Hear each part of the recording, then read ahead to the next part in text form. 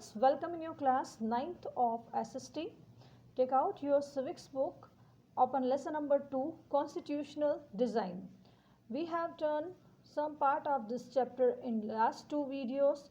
Today we are going to read about Constitution Assembly. Constitution Assembly के बारे में भी हमने थोड़ा बहुत लास्ट वीडियो में देखा था, लेकिन इसे अब आप ब्रीफली समझेंगे. एक बार मैं अगेन आपको इसके बारे में शॉर्ट में समझाने जा रही हूँ. तो कॉन्स्टिट्यूट असेंबली, ठीक है. कॉन्स्टिट्यूट असेंबली के बारे में हम देख रहे हैं. The drafting of document called the constitution was done by the assembly elected representatives called the constitution assembly. जिन लोगों को चुना गया था कॉन्स्टिट्यूशन ड्राफ्ट करने के लिए, उन सब मेंबर्स को एक असेंबली, उन सब मेंबर्स की जो असेंबली थी उसे कॉन्स्टिट्यूएंट असेंबली कहा गया. ये इलेक्शंस जो हुए थे वो यूनिवर्सल एडेंट फ्रेंचाइजी के अकॉर्डिंग नहीं हुए थे. इन इलेक्शंस में प्रोविजनल गवर्नमेंट जो कि 1935 में ऑलरेडी जो ब्रिटिश सरकार थी उन्होंने हमारी लेजिस्लेटिव में हमें चुनने का अधिकार दे दिया था. कुछ जो थे लेजिस्लेटिव असेंबली में ऑलरेडी चुने हुए. तो प्रोविंशियल गवर्नमेंट से सब जो चुने हुए लोग थे वो इसमें आए और उन्होंने एटलीस्ट ये कहें कि अगर इलेक्शन होते भी ना तो भी यही लोग चुनकर आए.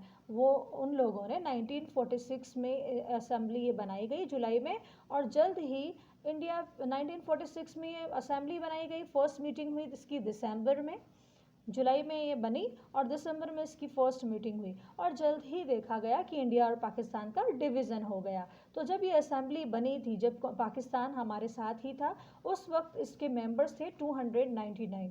लेकिन बाद में जब ये उस वक्त इसके जो मेंबर्स थे वो 300 प्लस थे, ठीक है. लेकिन बाद में जैसे ही पाकिस्तान और इंडिया डिवाइडेड हो गए तो उसके बाद इस असेंबली में मेंबर्स रह गए 299.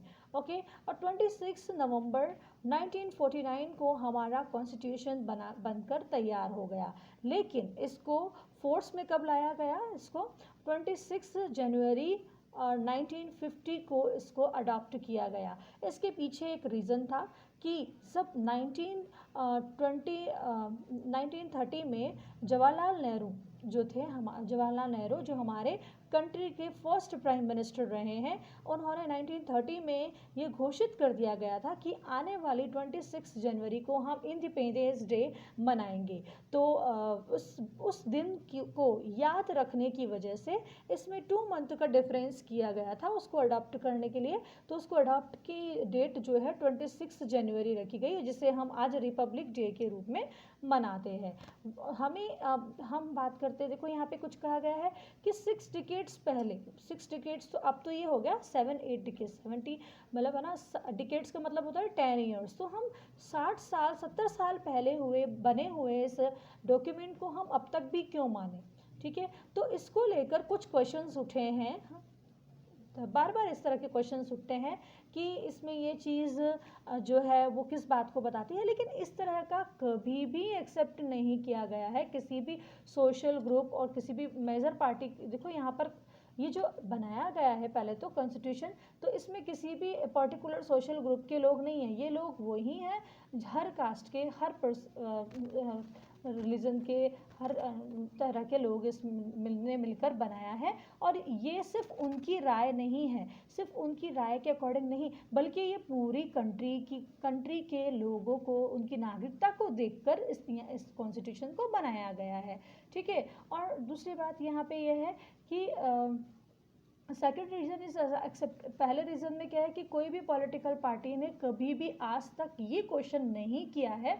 कि कॉन्स्टिट्यूशन में ये बात गलत है. नहीं, ये चीज़ें हुई है, टाइम टू टाइम हमारा कॉन्स्टिट्यूशन अपडेट किया जाता है. The second reason is that constitution is that a constitution assembly represented the people of India.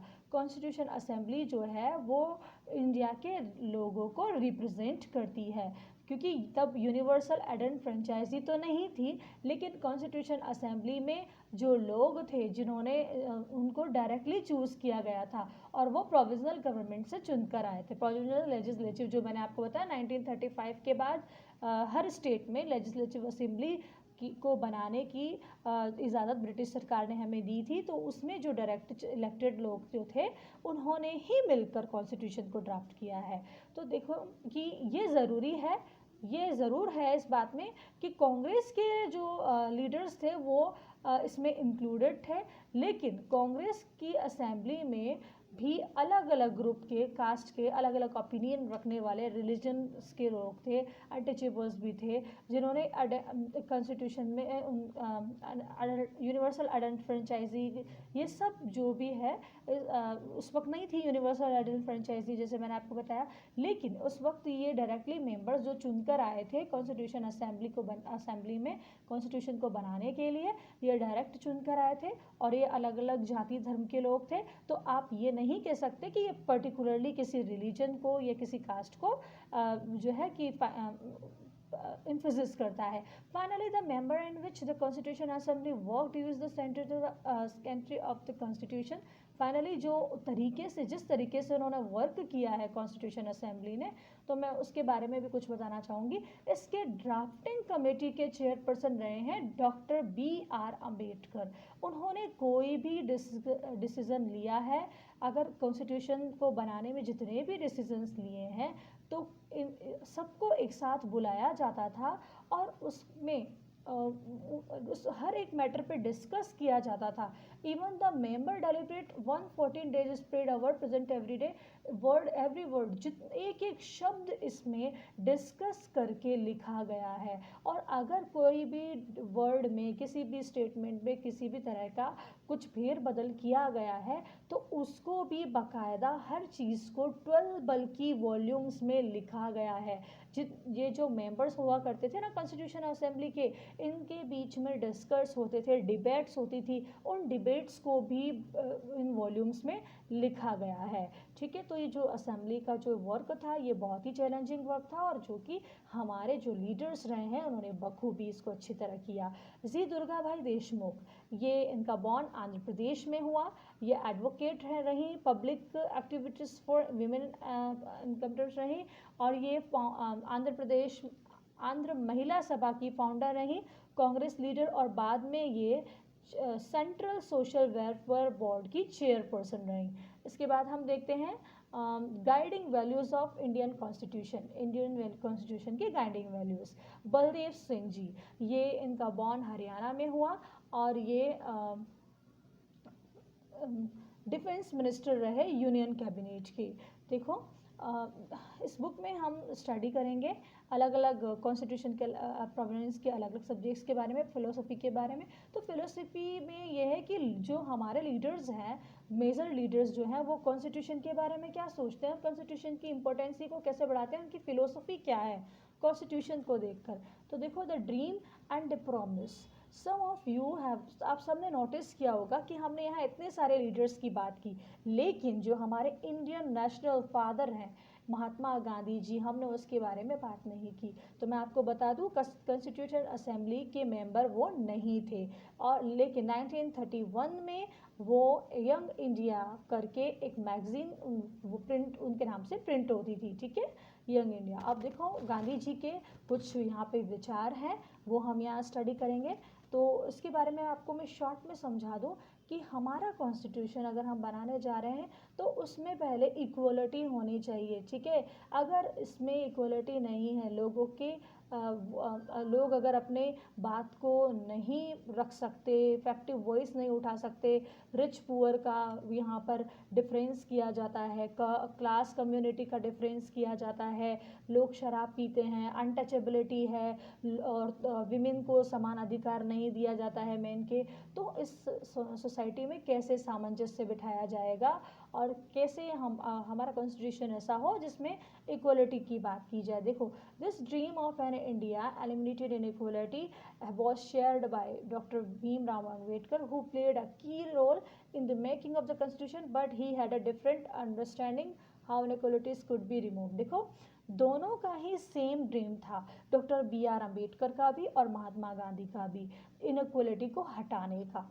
जो इनइक्वालिटी होती है तो उसको हटाने का, लेकिन दोनों के तरीके अलग अलग थे। इसलिए महात्मा गांधी जी को जो थे डॉक्टर बी आर अम्बेडकर जो थे वो क्रिटिसाइज करते थे कई बार उनके तरीकों को, ठीक है। On 26 January 1950 we are going to enter a life. तो देखो 26 जनवरी को जब इस कॉन्स्टिट्यूशन को अडॉप्ट किया गया तो कुछ यहाँ पे बातें आई हैं कि हम जो हमारी कंट्री में सोशली और इकोनॉमिक लाइफ को इक्वलिटी दी गई है और वी विल हैव इनइक्वलिटी। लेकिन यहाँ पे हम इक्वलिटी की बात करते हैं, लेकिन फिर भी हमारी जो कंट्री है उसमें सोशल और इकोनॉमिकली हम देखें तो अभी भी इनइक्वलिटी सेम है। वन वोट वन वैल्यू करने से कोई मतलब नहीं है अगर पर्सन की वैल्यू इक्वल ना हो। और इन अवर सोशल, हमारी जो सोशल और इकोनॉमिकल लाइफ जो है, we shall by reason for social और economic structure continue to deny the principle of man value. ये सब हम इक्वलिटी की बात करते तो हैं सोशली और इकोनॉमिक लाइफ को इक्वल करने की, लेकिन एक ऐसा भी सिद्धांत कंटिन्यू हो, मतलब कंटिन्यू इस तरह के सिद्धांत आते हैं जिसमें एक मैन की वैल्यू को हमेशा डिनाई किया जाता है। तो यहाँ पे इस तरह की बातें कही गई है। Finally let us turn to Jawaharlal Nehru giving his famous speech to constituent assembly at the stroke of the midnight midnight on 15 August 1947। Jawaharlal Nehru ने ये स्पीच दिया था 1947 में 15 अगस्त को, जब हमारा कंट्री इंडिपेंडेंट हुआ। कन्हैयालाल माणिक्यलाल मुंशी, इनका बॉर्न गुजरात में हुआ और ये स्वतंत्र पार्टी के फाउंडर हैं। कन्हैयालाल माणिक्यलाल मुखर्जी। भीमराव अंबेडकर, देखो ये बहुत फेमस है और इम्पोर्टेंट भी इनके लिए क्वेश्चन बन जाता है। मध्य प्रदेश में इनका बॉर्न हुआ, ड्राफ्टिंग कमेटी के चेयरमैन रहे और ये अगेंस्ट रहे जातिवाद के, कास्ट बेस्ड इनइक्वालिटी के, और लॉ मिनिस्टर रहे फर्स्ट कैबिनेट के, और फाउंडर रहे रिपब्लिकन पार्टी के, इंडिया की रिपब्लिकन पार्टी के फाउंडर रहे। श्यामा प्रसाद मुखर्जी, ये बहुत इंपॉर्टेंट है। बॉर्न इनका हुआ वेस्ट बंगाल में और ये इंडस्ट्री और सब इंडियन गवर्नमेंट के सब एजुकेशनल लिस्ट रहे, लॉयर रहे और हिंदू महासभा में के को ये प्रोसेस करते थे और ये भारतीय जनता पार्टी के फर्स्ट प्रेसिडेंट रहे, ठीक है, फाउंडर रहे हैं, फाउंडर प्रेसिडेंट रहे हैं ये भारतीय जनता पार्टी के। अब ये है देखो यहाँ पे ट्रीटी विद डेस्टिनी, ये भी एक इस स्पीच की तरह है, पर हम यहाँ देखेंगे लीडर्स के बारे में। जवाहरलाल नेहरू जी, इनका बॉर्न उत्तर प्रदेश में हुआ, फर्स्ट प्राइम मिनिस्टर इंडिया के और लीडर रहे कांग्रेस के ये, और फर्स्ट प्राइम मिनिस्टर इंडिया मैंने आपको बता ही दिया। इसके बाद देखेंगे हम सरोजनी नायडू, इनका बॉर्न आंध्र प्रदेश में हुआ और ये बाद में उत्तर प्रदेश की गवर्नर बनी। इसके बाद हैं सोमनाथ लहरी जी, इनका बॉर्न वेस्ट बंगाल में रहा और ये वेस्ट बंगाल की लेजिस्लेटिव असेंबली के बाद में मेंबर रहे। इसके बाद हम देखेंगे फिलोसफी ऑफ द कॉन्स्टिट्यूशन। अब फिलोसफी क्या है कॉन्स्टिट्यूशन की, ठीक है, तो ये हम देखेंगे नेक्स्ट वीडियो में। Okay students, you have understood whatever is studied in this video, और इसके बाद का हम नेक्स्ट वीडियो में देखेंगे। Have a nice day, bye.